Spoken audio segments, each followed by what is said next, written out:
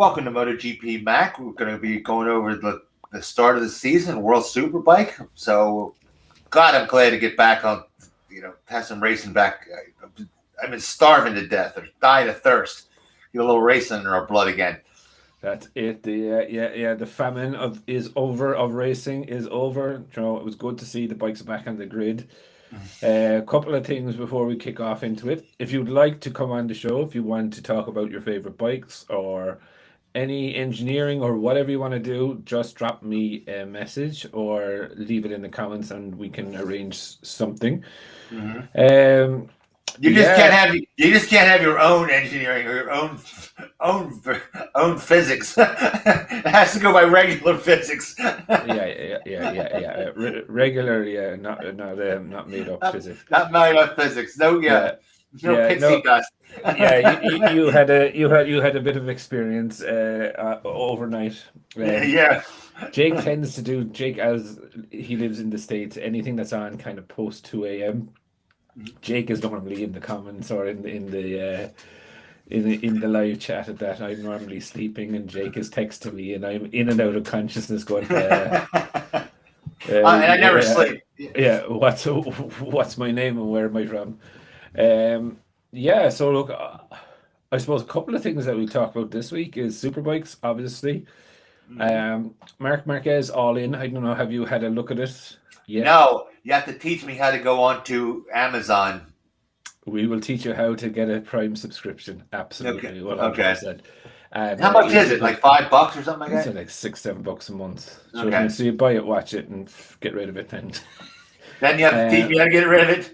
And then I suppose a little bit of interesting news about MotoGP's commercial rights as well, which may actually impact Dorna directly. I don't know whether it's a good deal or a bad deal that has been done, but anyway, we'll get on to Superbike. So racing back, and I think for me, when I always love Phillip Island anyway, it's definitely one of the tracks I want to have a crack off. Probably crash in turn 1 or turn 2, and that'll be the end of me on that track. But that's on the outlap. Yeah. But I don't know. There's just something about the start of the year, Joe. Not even MotoGP related. It's just seeing the bikes on the grid, ready to blast off and race one. It's just like, yes, it's just like being able to breathe again, I suppose. Do you know what I mean? Yeah. And I suppose, look, we might as well catch the bull by the horns there. And Bautista, 61 points or 62 points or something? Yep. Clean sweep of the weekend.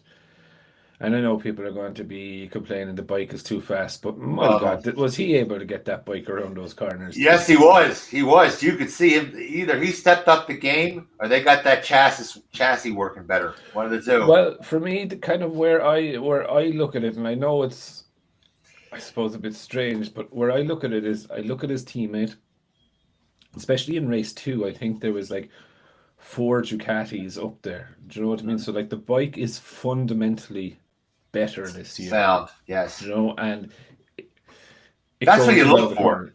Yeah. It's fundamentally better. It's not just one rider that can get the maximum out of it.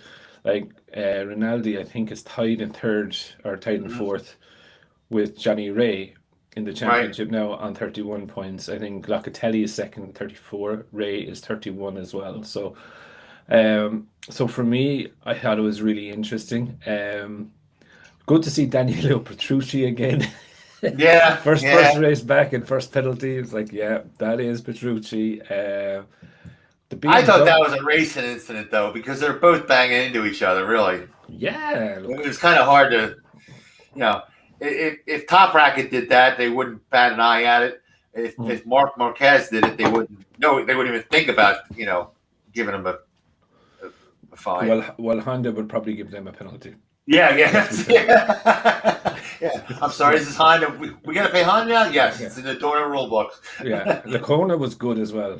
He was really good. I loved it actually. I think it was race 2. He was giving it to Johnny Ray as well as much as Ray was giving it to him. So I thought it was really, really good, really interesting actually to see how he's starting to step up. But they let me down again. Honda did with that huge. They got to change the headstock. That they got to be able to change the chassis. I thought they'd be right up there third, fourth, especially with Lacona riding. Sorry, no, 1 second. Who manufactured the chassis? Who did the engineering? Oh yeah. I mean, when they say yes, Honda has weak engineering, but I mean, if you give them that big of a hole to go through, I mean, the next thing they'll be you'll have Dorna guys pushing them over the start finish line. You know. Yeah. Look, it's look, just for me, it's like, I know you said about something about BMW that they changed the chassis, but they were still given the permission. Honda were given the permission to do, which should never happen, to be honest. Like, do you know what I mean? You engineer your bike to, like, and I suppose this comes back to all the way back to these fucking rulings, do you know what I mean? And these special one-off bikes, do you know what I mean? But again, like, how different is a Triple R's chassis to a standard road bike? Do you know what I mean? I would think it's fairly different. Do you know what I mean? No, it's the same, if you're allowed to change it, it might as well be a prototype bike. Now BMW, they changed their chassis this year, right? The 2023 M1000RR.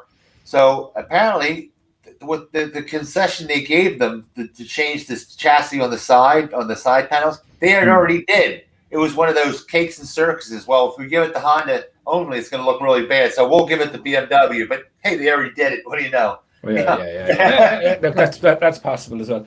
Yeah. A shout out actually to Taylor McKenzie, first race in Supersport. Now, look, he is a British Superbike champion, but on a Honda, he finished 5th in the Supersport, which I didn't think was too bad.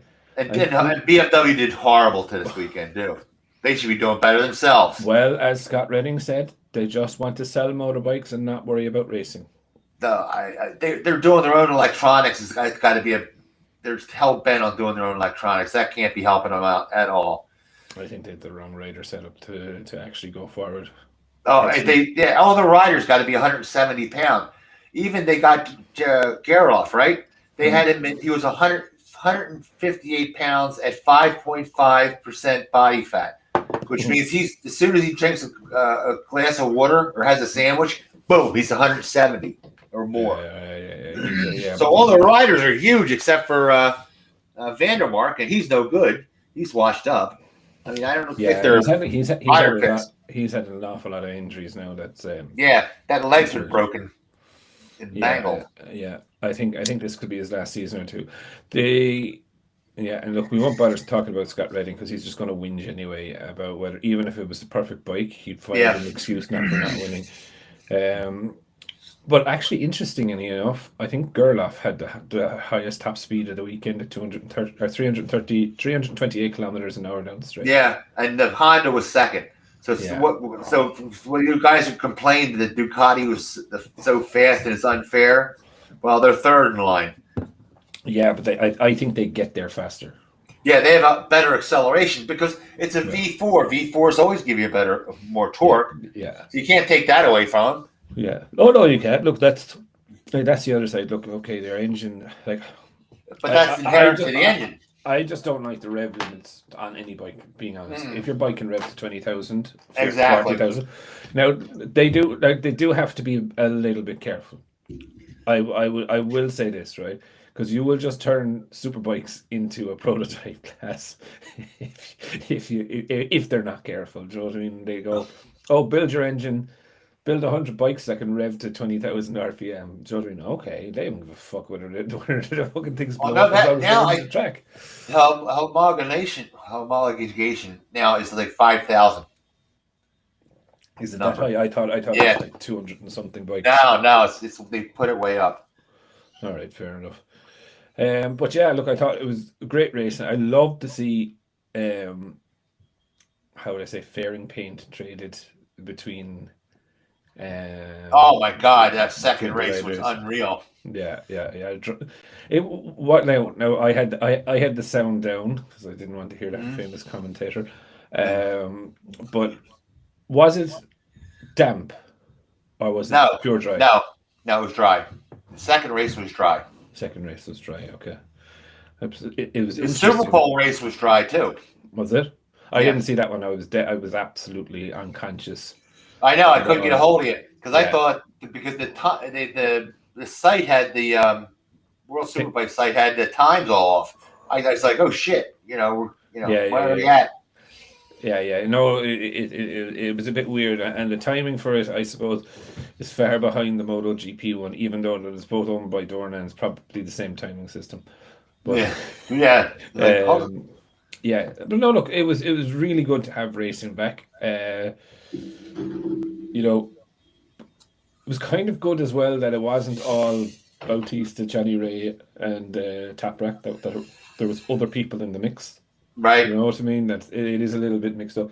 Top Rack did not look good. No, he No. looked like he started last year again. Do you know what I mean? I Uh, wonder about him. He's starting to get to be is he starting to get, is it just me? He's starting to turn into a one trick pony. If he doesn't pass under braking, right? mm, Maybe he's getting rusty because he always passes under braking. But if he doesn't pass under braking, you don't see him doing mid corner passes, and or anymore, or yeah, any other kind. he's still lethal though. But he's not like he was. He used to come Would you take him or Redding? Oh, of course. Come on, let's not get anybody. Don't be a wise ass. But he used to come into the corner and he had that real high corner speed entry, Yeah. like Marquez did, and he seems to have lost that. Ray stepped up his game, and I think Ray's better than him now. At this this point in time. No, we do know Phillip Island is one of those quirky circuits as well. Yeah, true. It's flowing. Do you know what I mean? And so, like, look, I wouldn't be reading too much into it. Like, I'm not. The Ducatis did look very good. All Ducatis, and like for me, that's a scary sign when a lot of them are up towards the front. Right. Do you know what I mean? Even though, okay, they probably benefited when Lowe's and Toprak crashed in race 2, but they were in the fight to be in that area. So for me, it's definitely a warning shot from Ducati. Now, we did have someone on the side. I don't know. Did you see some of the comments? And basically, they were actually pointing the finger at Ducati for making the rules, and he stated that he was currently a factory Yamaha worker in the Superbikes. I think he's full of shit too. yeah. And he had to. He's the same guy we had on the site talking about he has his own engineering. He has his own physics. It's possible. Yeah. But look. I think overall, it was a really interesting race, and the next race up, I just don't know whether Toprak will be up to the fight. He didn't seem on it this weekend. If I'm honest, he's like 23 points. He's not too far behind, but I don't know. I'm just nervous for him. I think Ray is very bullish. Ray needs to answer Bautista, and they like passing Bautista more. I mean, they like passing Toprak more than Bautista. You see him in the pits. Every time somebody would pass Bautista, the Kawasaki would go nuts in the pits. They just want to see Toprak, and when he went down, they were just like, yay! Yeah. We're professional. Yeah, camel jockey, good for you. Yeah. I think maybe that reaction could have been that more so for Alex. Wasn't it Alex to come out? Yeah. Yeah. They're probably instead of getting mad about Alex fall, they're probably like, yes. Yeah. But it went down, but at least he took out Toprak. That's it. Marc Marquez and All In. It came out on Monday of last week. So I tried to sit down last night and watch it. And I have a very short attention span unless I'm drinking. Yeah. So I have to have a few beers while to stay focused. Excuse, yeah. I'm like 3 or 4 episodes into it. It's a very, very hard watch. Is it? Yeah. That doesn't say much with nuts like us, watching it. Yeah. It's. Is it a commercial? I have a feeling that it's Dorna's way of trying to build another. I won't say fan favorite, but fan favorite. Do you know what I mean? It's like trying to give a little glimpse insight into a racer's personal life, and I think I'm only up to the stage now of he's just after having the surgery, and they've talked about the Rossi Oh, rivalry jeez. and incident, and God, that's old by now. it is. But again, I I remember when it happened, and I Me too. remember Me too. the press about it, right? But like they're all saying that the real rivalry started, which is this is true. When after the Misano race, Mark went to Rossi's ranch in Travaglia, Yep. Yep. and apparently Marquez beat Valentino's fastest lap time around there, or the circuit record. Yeah, he's a Uh, very good dirt tracker. but he That's how he started. cut his teeth. But I know for a 100% fact it did start there, and that is 100% correct. But it didn't start over the lap record.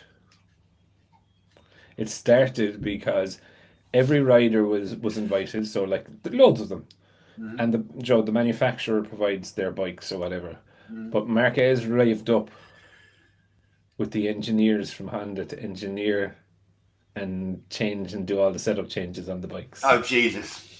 And that's where the whole rivalry started. That's where because it was supposed to be a fun event, do you know what I mean, where they all just Right. go out and fucking do it. But Now, whose ego was that? Was that Honda's ego or was it Marquez's ego? and That's this hard to this tell. it is very very hard to tell. Like I'd have nothing against Marquez, but when I was watching it, I was like, where I am right now is that like it's showing all these kind of fun bits and this that and the other, and now maybe it's later on where you see thing, but like it's just a very weird insight. It's not actually. I feel I felt watching it now more so that it was it was a production. It wasn't Yeah. actually his real life out with his real friends, real family. Chilling. No, his mother seems to be a mad thing. All right, right. Mhm. So, like she told him at one stage there, Joe, when just after surgery, your man Marquez's arm was in the sling, and she's like, "Haha, no, you can't jerk off," right? Oh, great. Well, he lived at home though. He's 29 years old or Yeah, 28 years old. He was engaged. He lived at home. What do yeah, you do? Put a sock on the door? Hey, yeah, mom, my, yeah. my fiance's sleeping over. Don't bother us. Come on. Yeah. No, look, she seems pretty out there to be fair, like, but I think she's actually more the star of the show than he is. Like, so I think she's classic one-liners, like, I'm um, not too keen on the father because the father is the one that keeps pushing him to make money. Like, go to Honda, make the money. Who cares? If they crash. the father just wants to drive the bus. Yeah, That's all he really? wants. Yeah, that's all he That's wants not to what do. I heard. I heard that for years that he really pushes Marquez to make the most money.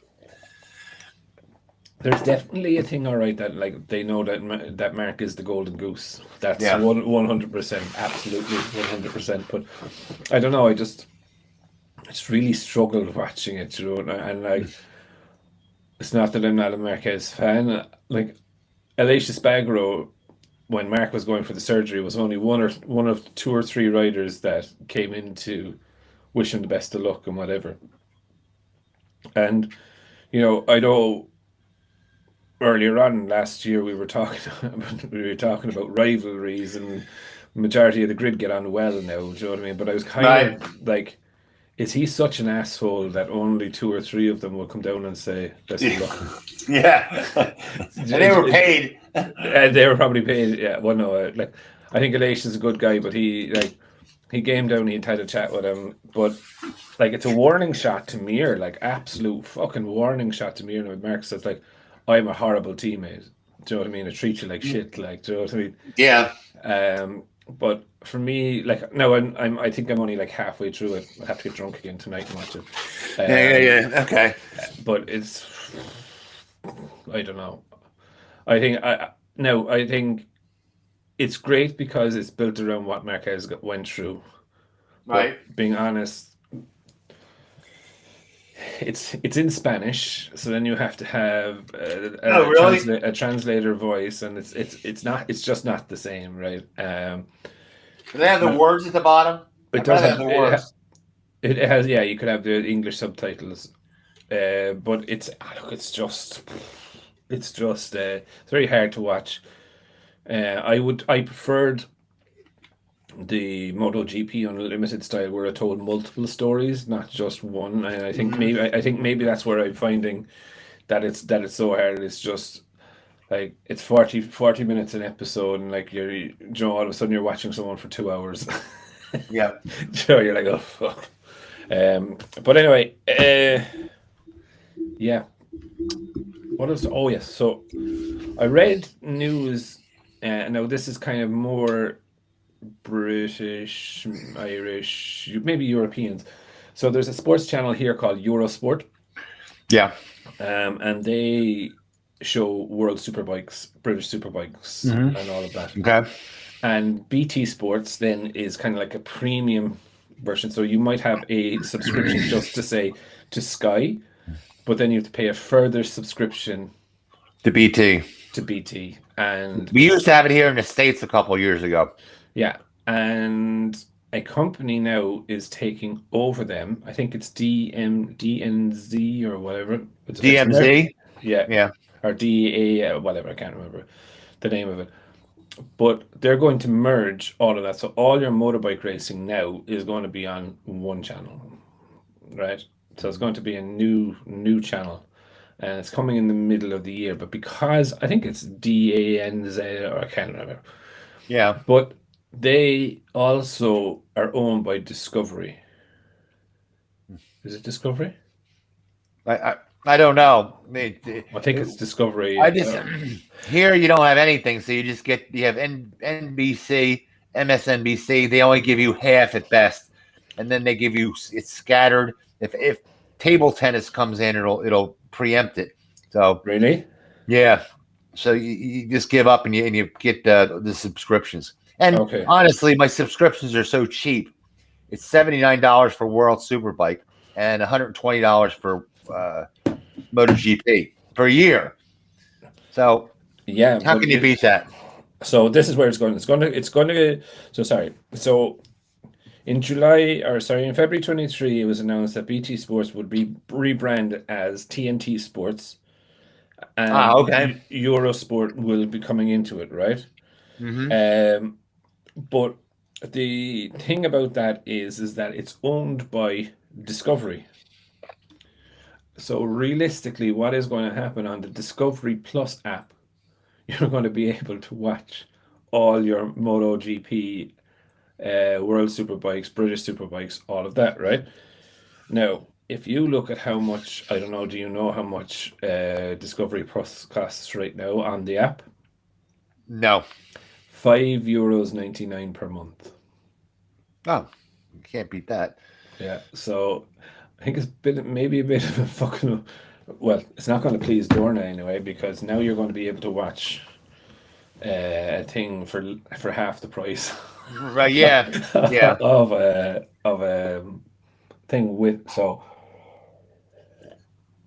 I thought it was quite interesting that Dorna probably didn't know about it, but it would I'm be good. surprised Dorna would allow it because when all's said and done, somebody has to buy the rights off of Dorna or have Dorna Yeah, gets a piece of that somewhere along the line. yeah, but see, BT have bought the rights off Dorna for it, Right. and then now BT has been taken over by Discovery, Right. and Eurosport is I'm because surprised they could do it that cheap. Was what I'm saying. oh yeah, but look, it's Yeah. like Discovery is worldwide, global fucking thing. Then do you know what I mean? Yeah. Now saying that you would probably be only able to get it within the UK and Ireland. Do you know what I mean? Yeah. Sort of thing. So maybe it mightn't be that thing, but definitely good news for European, or sorry, UK and Irish people, because to watch British Superbikes and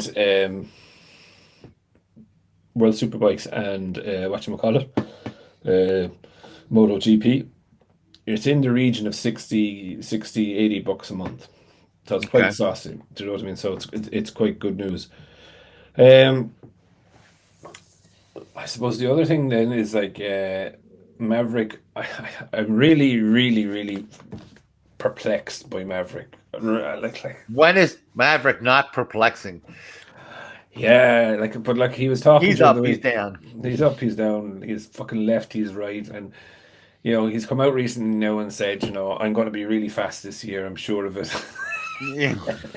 He says that every year, doesn't he? Every year when he wins the testing world championship, but That's like every guy, every person that goes on to a new manufacturer. Oh, it feels good to me. You know, yeah, he ever said, "Oh, the Honda's great for me." I don't know why it's Then all of a sudden he's pulling gravel out of his ass. His tune changes. man, I still cannot understand how he thought it would be okay to be saying Marc Marquez is the best. You fucking never call your teammate better than you. I would die. I would die a heartbroken man if I ever actually said that. I can't see how Honda's not winning in World Superbike. What did I tell you? If you can change your chassis and no one else can, if you can't win then, and you're on the fastest bike or the second fastest bike by a hair, whatever, depends on the track between the two of them. I mean, you might as well go back and make Civics and Accords. You can actually look at the timeline from Honda, old man Honda, when he hired his new hires, and then everything.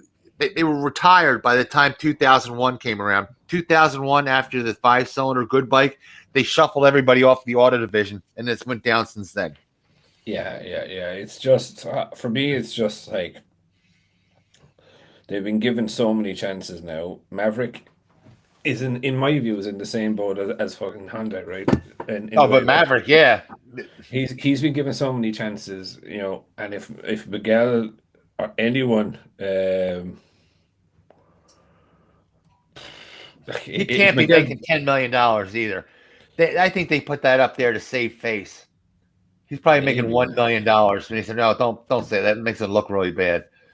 Maybe so, maybe, but look, he's for me, it's just where I look at it. He has to perform. Miguel is now there. If you're not performing, imagine that, right? Okay, first 2 or 3 races, I do expect RNF, and I think even the Aprilia factory team expect RNF to give their boys a tough time, right? And that's because the RNF boys already have the setup data for that bike. Okay, yeah. Then, as they get a little bit more time on track and they understand it, I think the factory team would be expecting the 23 bike definitely to be night and day difference. And if I think Aleix will adapt, I'm just not sure about Maverick. And if Oliveira is up there, I know Maverick has a 2-year deal, but yeah, if he's not pulling the socks, they'll cut him loose. This is a do or die year. They're going to cut him loose. They'd have to, yeah. Or it could be the fact that Aleix retires, but I don't see Aleix retiring until his contract is up. And speaking of retirement, the one thing I got to disagree with you, I agree that Ducati does not need Marc Marquez, but in the way they do, because what they don't want to have is Marquez go to Aprilia. On an Aprilia, the combination is too lethal. So no matter how good the guy is. So firstly, I never said I disagreed with that. That was actually Paolo Ciabatti. What I said is I don't think he will go to the factory bike. The factory Aprilia? No, I don't believe that the factory Ducati team will take. Yeah. I think, but I just don't see it happening. They could make a third factory bike. They did it with Stoner. No, Honda were caught by the balls with the Vizioso. The Vizioso, there was no out clause in the Vizioso, exactly. and the Vizioso was a prick. Yeah, he said, "No, I ain't going nowhere. I ain't going nowhere. If you want to take Stoner, you have to apply for special dispensation to Dorna." And do you think that Honda will say that's okay? No, they won't. They will, like, Marquez leaving and Ducati want to add another bike. There'll be fucking a brown envelope under the counter there. That's not going to happen there, Vegas. No way. No you're way. Right. It Interesting doesn't though. make it. He'll still get all the parts anyway. So, but anyhow, He will, yeah, yeah. And look, that's as I said last year's race between Bastianini and Martin. I give massive kudos to Ducati for trying to make that the most level fight between the two boys that you could make it. Do you know what I mean? yep, And I think if Marquez were to come there, yes, it would be a complete factory bike. Even if he was in the Grassini team, it yep, would be a complete factory bike. They would give yes. him everything that the boys have, he would have, just maybe not in the mainstream team. I did find it interesting though about Jarvis's comments. He really, really just fucking opened the door and is like and told everyone, "This is actually what we're gonna do with the VR46 Yamaha team." Do you know what I mean? And he's just like, "If we can't do it in 2024, we're going to do it in 2025." I just like, for fuck's sake, like, do you know what I mean? Will you just do it? Like, do you know what I Yeah, mean? Don't and beat around the fucking yeah, bush. and it follows with Ducati not wanting the 8 bikes. You Yeah. know, Mm. how long do we tell people the 8 bikes is not helping? It's not. There's too much work involved. It's the optimum is 4 for bikes versus data. It That's what is, I've yeah. read. You know. Yeah, yeah. But look, there's like, as again, I always say there's a fundamental thing. There was a shortage of bikes. Ducati Yep. stepped in to fill the gap. So people Yeah, can but we're bitch, the only ones that said that in people all can the bitch and podcasts. And yeah. people Mhm. can bitch and moan about whatever. The way I simply see it is that we'd have 4 less riders and 2 less teams on the Yep. grid if they didn't. Ducati weren't obliged to do it. KTM had their go to do it. They said no. Honda said no. Suzuki obviously said no. Yamaha said no. What are they to do? Do you know what I mean? Mhm. So at the end of the day, you know, because the manufacturers wouldn't step up, they Yeah. now have this problem. And if Ducati are getting data, I think there's still some understanding of data, to be honest. Anytime, like I always believe that anytime a bike runs or an engine runs or anything, there's data. Yeah, but it's Uh, pointless. Like last year, there was pointless because the bikes were all different, so you couldn't transfer data over. you The yeah, good you couldn't data, you couldn't because of the engines were chassis were different. all different. Yeah, and Chassis were somewhat similar because you could throw a 22 swing arm yeah, but in into a this 21. game, similar is not similar. It's Yeah, not good. I still say like look, they were able to get something. I would presume, but maybe it mightn't have been as tangible as running the exact Yeah. same. Now this Uh, year they'll be able to run 4 bikes, and they'll be able to transfer data on 4 bikes. yeah, yeah, Yeah, absolutely, they'll actually absolutely. get more data this year than last year. More tangible data, yeah, Yeah. for the newer bikes, yeah, Yep. 110%. But I think they could still be a little bit lost on the 22s in the first race because Yeah. Well. remember the Yeah. the bikes that they had or the first couple of races, the bikes that they had, they were only learning the mapping Oh God, it in took them those. 5 races to get the mapping down, but they So are going off the 22 and a half for all I was told, for what I read. mhm, So they'll have that down pretty good. It's yeah. over exaggerated. They just didn't have enough test time, to get you know with the rain to get that Well, actually, smoothing the Joe, throttle out. It's not going to be that bad of a deal. actually, just as you talk about testing, Mhm. I was watching yesterday morning before I went for the young fellas football match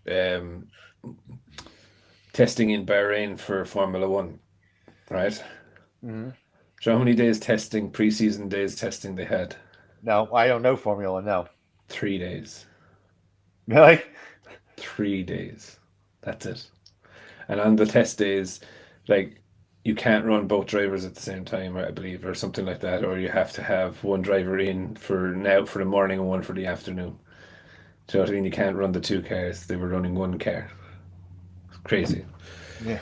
So anyway, what else was I going to mention about? Oh yeah, I'm surprised that Dorna does not take the sprint race an opportunity to say, "Hey, let's save face and go. Well, we have these new sprint races, so now we can allow more. Now we're going to allow you to have more testing, and more engines.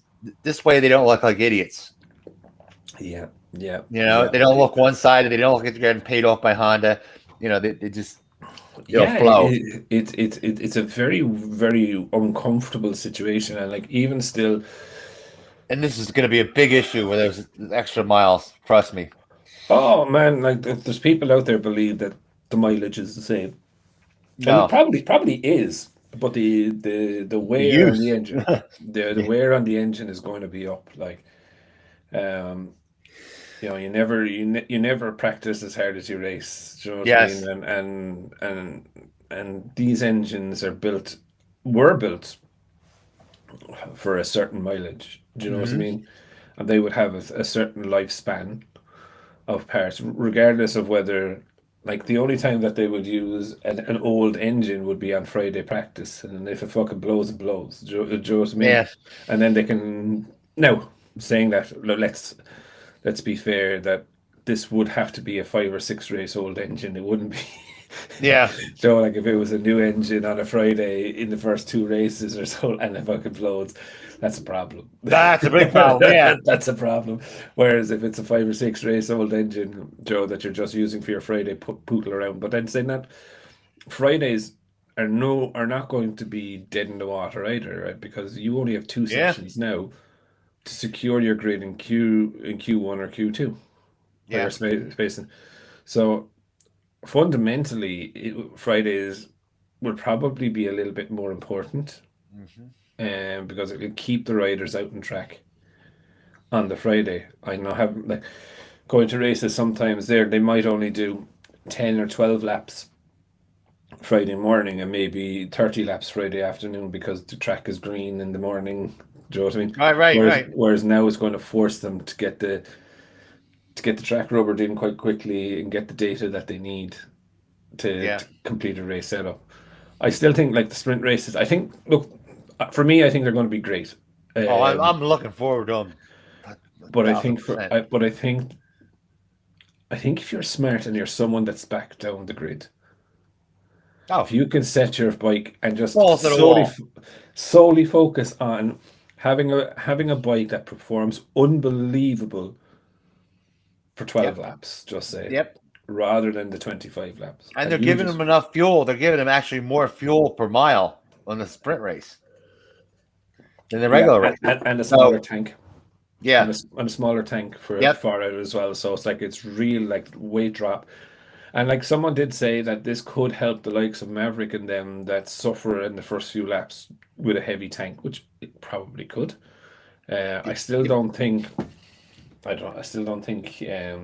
he's gotten into that habit of not going fast in the first lap. I think that's gonna hurt Pecco because Pecco doesn't get off the line. He might jump out in front, but he doesn't push from there. He kind of holds out, gets his tires warmed up, and then goes from there. This is the most perfect race for Marc Marquez. Marquez, he took the words right out of my mouth. It is the absolute perfect race for him.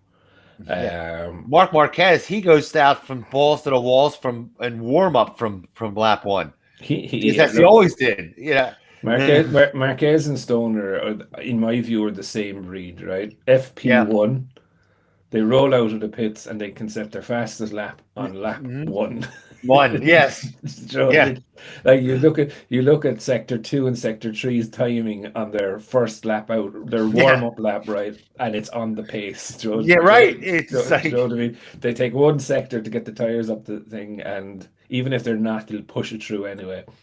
It's actually a head to head I would have loved to see. I've seen Marquez was faster. I know, fuck it though. The two boys, Marquez, in my view, is Freddie Spencer was faster than Stoner. People are freak out. You know who said that? Stoner said that because he rode against them when Freddie Spencer was like 48 years old. Did you see he wrote that article? No, I didn't know. Yeah, he wrote an article for Sport Rider magazine. He goes, "I'm riding a thing for Honda. There's a guy out there. I can't catch him. Who the hell is he? Right? He's flying. I'm going balls to the walls. I can't catch him. Who is he?" He goes over and Wayne Gardner. He goes, "I can't catch him either. It's Freddie Spencer." He was like 48 years old. He goes, Jesus Christ! He does shit with a bike I've never seen before. And that's the same one. He had the same style as Marc Marquez. You should really take a look at his videos because he would had the same style as Marquez, the same lines, but he didn't crash as much. He was smoother actually. Yeah. Mark is a very aggressive rider. Do you know what I mean? And I think in a head-to-head, I think that's why he'd probably beat Stoner is because he'd be probably more balls coming into the corners. Oh yeah, Stoner was unbelievable middle part of the corner and exit, whereas Marquez is vicious, like fucking vicious. Oh, you should put tires over the side like a tugboat. I mean, he really should. Somebody should calm him down. I can see that. Yeah, I could see doing those bashing into somebody moves when it's the penultimate lap or the last lap, but not from like on the fifth lap. He's banging into people. That's a little too rough. That's not. Now he's just being an ass. That's why only 2 people or 3 people came to visit him when he was going to get his arm broken. Yeah. They had to rent the family dog. Yeah, there was probably a paddock announcement. Attention paddock. Would anyone like to go see Mark before he gets his arm broken again? Hey, that's what? Nobody's bringing that up. Do we think that Marc Marquez can survive the Honda? He can. Yeah. You really think he can go that long without that thing pitching him off? Because he's going to push. No, Jesus, he's going to. He's going to push. He's going to try to make it. He's going to try to make up the difference. If anyone had, do you ever see that helmet where it says on the back of it, before the start of the race, remove brain? Yeah. And it has the little window flap that you can remove the brain from the back of the head. Yeah. The lights go green, and for me, he just disconnects the fucking brain and just goes for it, right? Which is fine, right? He has a natural talent, in my view, to be able to do that. But the Honda's going to fucking bite him 3 or 4 times this year. He knows it. Do you know what I mean? He averages 1 crash a race, session. And the bike, and the bike keeps getting worse and worse and worse. How do they do that? Yeah. Even a blind squirrel gets a nut sometimes. They do, yeah. I don't know how they just. And I think the sprint race could be Marquez's claim to fame this year. Little gold mine. Yeah. Who else goes fast from the get go? I'm trying to think. From Jump Street. Alicia Spagro. Okay. Bassanini doesn't. No. Pecco holds his own. He's not super fast, but he holds his own. Brad Binder. Quartararo. Morbidelli used to. Well, when he's up the front. Yeah, that's been so long I forget. Exactly. Yeah, I think Alex Marquez can. Rins, yeah, he's a fast starter. I think Mir is a little bit. He needs to warm up a small. Yeah, bit. He warms up. Yeah. Bezzecchi, yes, yeah. He jumps.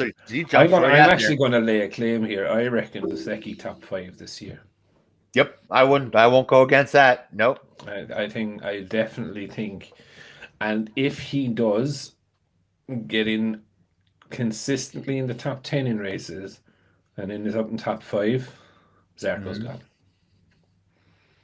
Oh yeah, it's time for Zarco to go. If he hasn't proven himself by now, I'm sorry for Zarco fans, but it's not like he's a bad guy or anything. I'd like to see him test rider. I'd like to see him win one, so he could do the old backflip off the thing, and then he's won in every test he's been in. Yeah, do you know what I mean? Mm-hmm. I'd never begrudge at least one race win to a deserving rider. Do you know what I mean? Right. I think it's going to be quite interesting to see, like the first sprint race. I don't know, like even looking at just take this weekend's race in Australia. The sprint race is like your man, what's his name? Bautista has 62 points.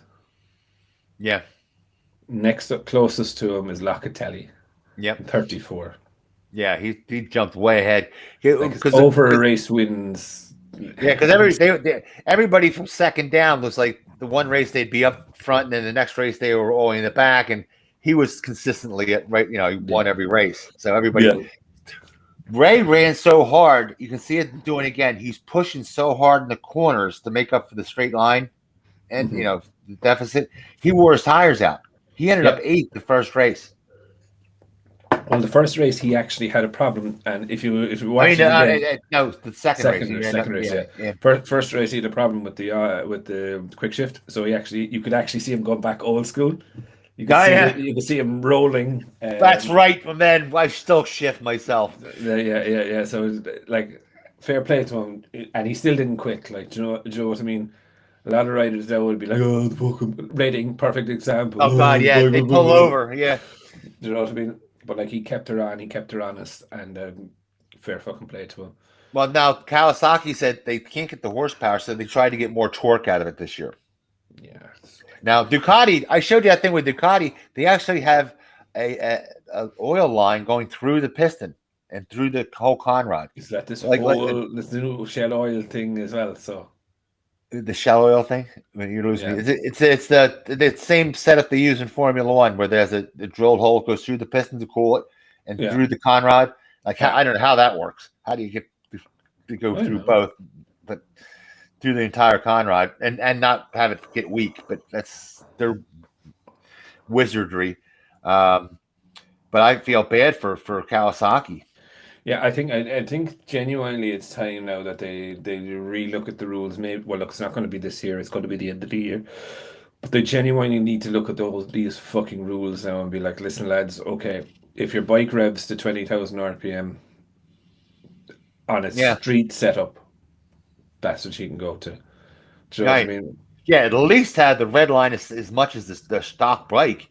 I mean, my God, they're less than the stock bike. And, Yeah. Now look, like there's all like I just think that they need to like it's coming to the. I won't say it's unfair, right? But it's just retarded. Is the actual word for it, Joe? Let them fucking race. Yeah. You know? Now, I would have run for Dorna. I want to be the head of Dorna. I think Carlo would probably have you shot first. Yeah. Get out of here, you old bastards! You seen old pricks. What do you think this is, 1970?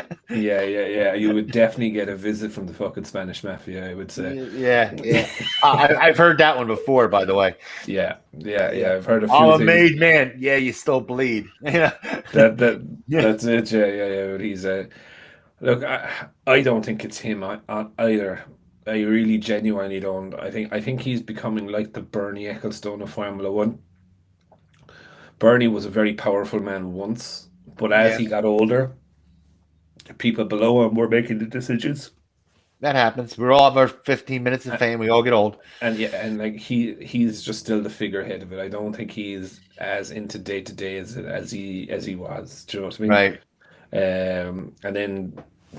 What was it? Bernie got bought out then by someone, or by some crowd, and that was the end of him. Then, do you know what I mean? He got his 12 months gardening leave. Yeah, well, Dornings has to get their ass out of technical. Leave it to the manufacturers. That's such an obvious thing. Who ever heard of that? As a promoter that gets into the technical end of it, it just doesn't make sense. Apples and oranges. Well, yeah, but look, like you look at the whole the sprint race debacle, right? Mm-hmm. By the way, okay, yeah, the manufacturers weren't really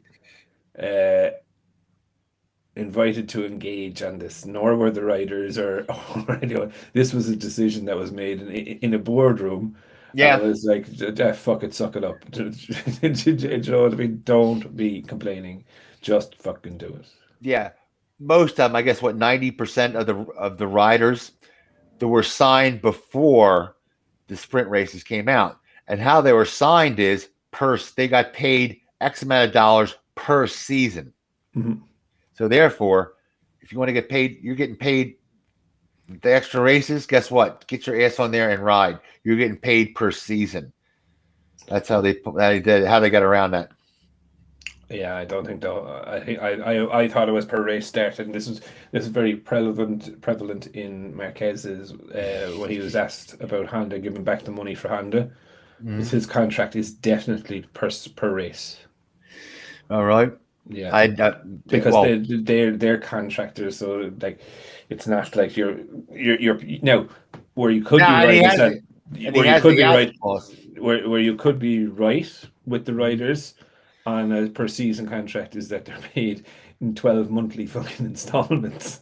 No, they said it was first. They were going over that, and they said how they got around it. Now, the people that got signed after the if they got signed after the sprint races were announced, then the managers went up and said, no, we want to get paid. So some of them are getting paid apparently. Yeah, no, look, I think But what about the mechanics? That's the one. The mechanics are the ones that got because boy, they're the ones really doing the work. The mechanics yeah, and the techs. They're the yeah, ones that really had to put out to get all that shit done. And that's in that short period of time. Their but workload is doubled. it is.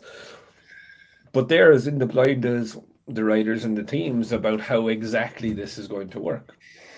So they know they can change the fuel tank. So I think they can change one or two other things, but technically they have to prepare four bikes Mm-hmm. in the thing, right? Or like I think it was Bang Boats actually asked this question the other day when he was talking about could they have a quali bike Yes. and a race bike And, with was it different Bang frames. Bolts or Bang Boats, I think. it was Bang Bolts or And anyhow? it's a Sorry if we got it brilliant, wrong. it's a brilliant concept. But riders, as he said, riders do tend to have a favorite bike. And then when you fuck around with the settings on a favorite bike, Mm-hmm. you also then have to have your backup bike for that sprint race or qualifying. Yes. So you need to have an identical bike to the bike that's your favorite. Yeah. So yes, so the answer is yes, you could absolutely do it, but you're fucking around with settings Yeah. I told him the that same thing. you've worked all weekend to get those settings right. For one bike. Um, For so, one but chassis. in theory, there is nothing stopping the manufacturers or teams having a qualifying chassis and a race chassis. But for qualifying, you'd have to change everything over very quickly, and then you'd have to change it back again then after qualifying. And it's my view, you risk not having it dialed back to where the rider wanted it. Or because all a rider realistically does all weekend is work on a race setup, and then towards the end, uh, the banging new soft tires, maybe stiffen something and go. Yeah. Right.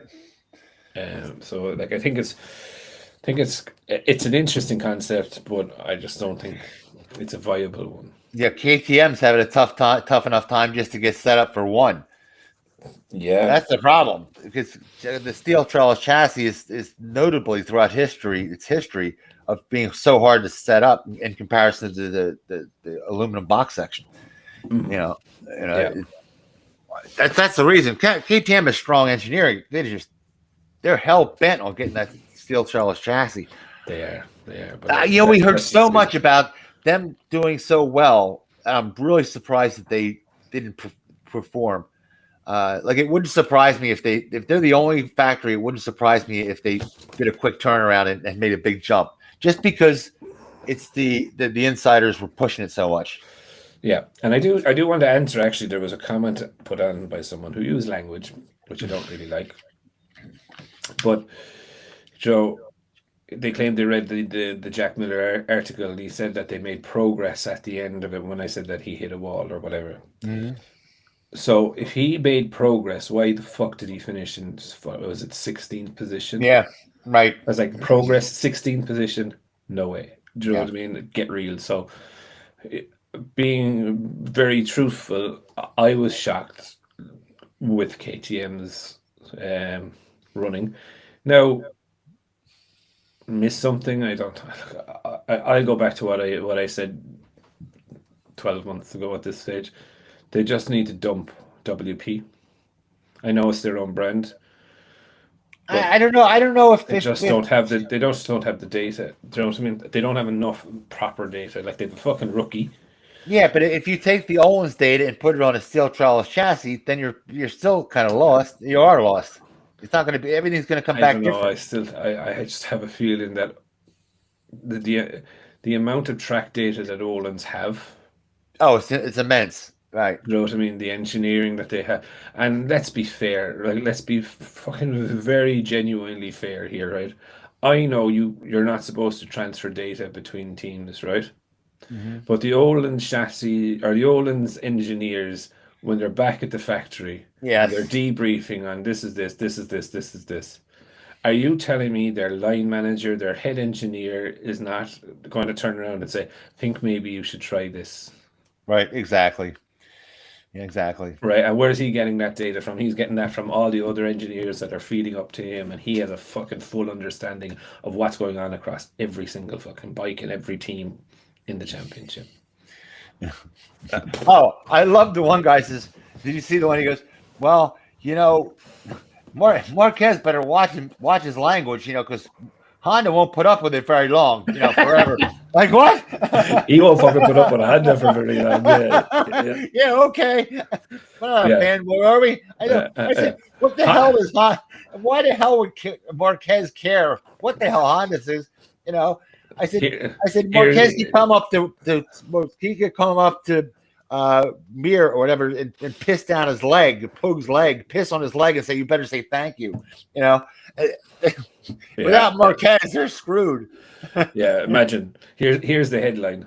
Honda fire Marquez because he tells the truth of a shit bike. Yeah. Fuck's sake. Now, I do want to talk about something actually, right? And during the week, I actually thought about wrapping up the whole channel. Before. Right. So I don't mind people making comments and whatever, but I found a section on YouTube called Hidden Comments. And the comments that people put, not just about appearance or whatever, were absolutely unbelievable, Jake. You have no idea of it. I was actually sitting here with my missus the other night. Are we supposed to come on with suits now or something? No, right, the comment.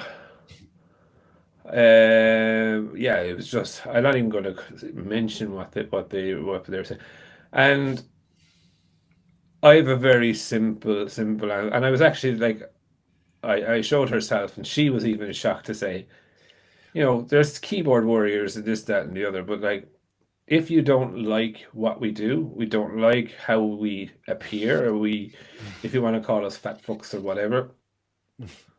We don't need to listen or hear that, do you know what I mean, just because you don't like us. If you don't like what we do, I have a very simple but straightforward message. Fuck off. Yeah. Yeah, they won't say it in front of you. They wouldn't come up to my front door and say it. Exactly, yeah. And hand them their ass, It's something I'll never address this again. I hate to tell you, folks, I was a professional fighter. You will show up at my door, you're done. I don't, most people are scared somebody show up at their front door. I'm not. Yeah. So, look, and I'm not going to go back over this again, but it was just something, a point where I just sat and I was just like, why am I even giving these people an outlet to try and leave nasty, disgusting comments like they were putting, do you know what I mean? And it's one thing to comment about myself, but to comment about family and stuff like that. Oh no. That crossed the line for myself. So if the idiots are watching, every single comment has been reported to YouTube. So I'm just going to leave it there with them to go and investigate it. But it's just kind of for people as well. I'm just like, I have no problem. You know what it is? It's the fanboys that are whining because they bought a bike. It's in their garage. They love the bike and they expect it to win. They think, well, if I bought it, it has to win. We have to blow smoke up their ass and tell them it's the greatest thing since sliced bread. I'm sorry, it's not. It's not going to happen. So Yeah, yeah. The bike you bought, like like I said, the Japanese haven't won a comparison in 15 years straight. Not a single one, right? it's Like, not and even. they get bent when you tell them that. It's like, if you want to have the best bike, go buy, get a better job, get a better education, spend more money, get a Ducati or get a Aprilia, get the European Yeah, look, bikes. it If you can't afford it because you're flipping hamburgers, it's not my problem. Yeah, and look, maybe it is. I'm just going to take a zero tolerance policy to those sort of comments and stuff like that. But it's sad that I actually have to address that people think it's okay to leave shitty comments and whatever about fanboy comments that Honda is the best bike in the world and Yeah. there's a second level to that when you comment about a person's appearance or a person's family or any of this, and I am not going to take the second level of it at all. And I will happily pay a visit to anybody's house that feels the need that they would like to leave one of those comments. Just leave your address. Yeah, well, just leave your hell of a address. drive, but yeah. I will go. I will come see you, and you can say it to my face. Then you don't need to come see me. I'll go to the expense to come see you. Yeah. So or have me go. You need a holiday. Yeah. yeah. But look, even crippled up, I can knock somebody out in like 2 seconds. One thing, boxing, people think there's a natural. Like, boxing's a natural thing. If Tyson didn't do all the training he did, you'd never hear about him because he's had his ass handed to him. Every boxing match. Yeah, the Jake Paul fight is on tonight. Yeah, I used to tell guys, and because I was, go out with girls and stuff, and the guy get mad, and I said, "I'm going to beat you up, beat me." I said, "You can't even hit me because you can roll with a punch and you get used to it. You're a professional fighter. You don't get hit. That's the whole point. You can see it coming when he's throwing that punch. You know exactly where it's coming from and where it's going to go. So you're just like, whoop. Boom, down he goes. Then you turn to the girl and say, "Hey, was that your boyfriend?" "Oh, yeah, don't worry about it." I'm your new one. Yeah, I'm your new one.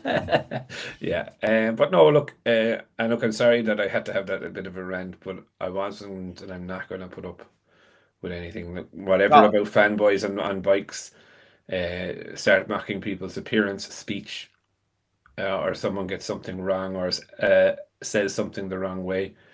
Who cares? Do you know what I mean? As long as you understand the point that has been made, fucking lax.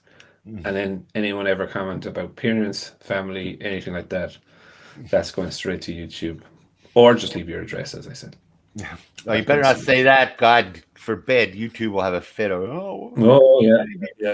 Yeah. Just look at all the other fellas that used to try and do things. But anyway, on a happier note, there's a lot going to happen this week. I'm going to have a couple of more beers this afternoon and try and watch the end of Marc Marquez All In. Maybe I won't. Maybe I'll just have beers.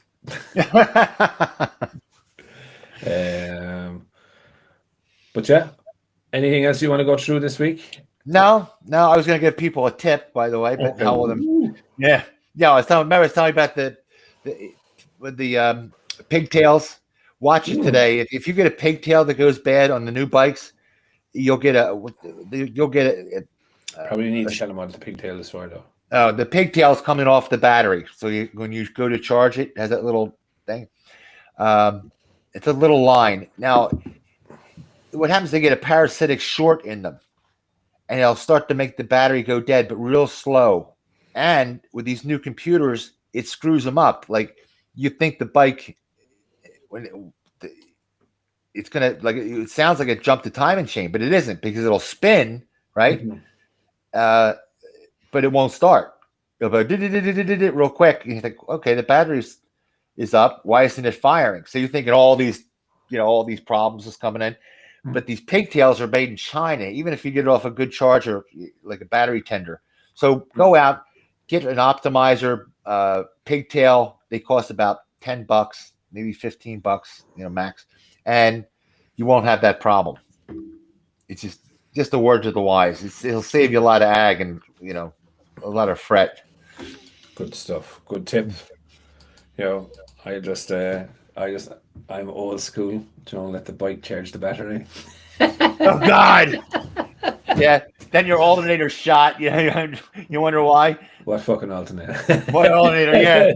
It's all that's extra weight for the yes. my old when I used to have an RGV 250 race bike, and I took the alternator out of it, and I ran a slimline battery that would only run the bike for about 15 minutes. So you ran yeah, the lead loss system. Yeah, I took everything off that thing. Well, it's not the alternator that I took out of it, but basically it would just run as light as possible. So we would fuck act around with everything. So no premixer or pump or fucking nothing. It was all just like straight mixed into the tank. You did know you could run a magneto and a silicone rectifier, right? Yeah, but that was weight. Yeah, God, how much though? It's like practically nothing. Yeah, but look at that stage. At that stage now, I weighed less than 100 pounds on the bike. Do you know what I mean? So it was it was like the bike. I think at that time, I think the bike was like nearly 2.5 times my own weight. Yeah. Even boxing, I was like I'd be 235, 240. I was still at 7% body fat. I was 235, 240.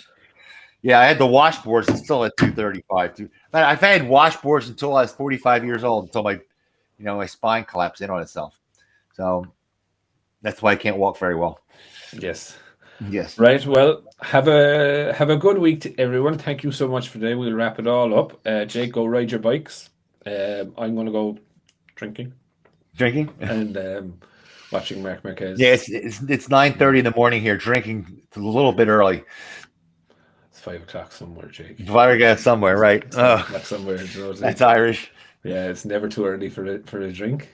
Mm-hmm. The only time it's too late when you're when you're dead in the ground, like. Yeah. But anyway, thank you again, everyone, for this week's for listening to our rambling. And we'll see you again on next week. Take it easy, folks.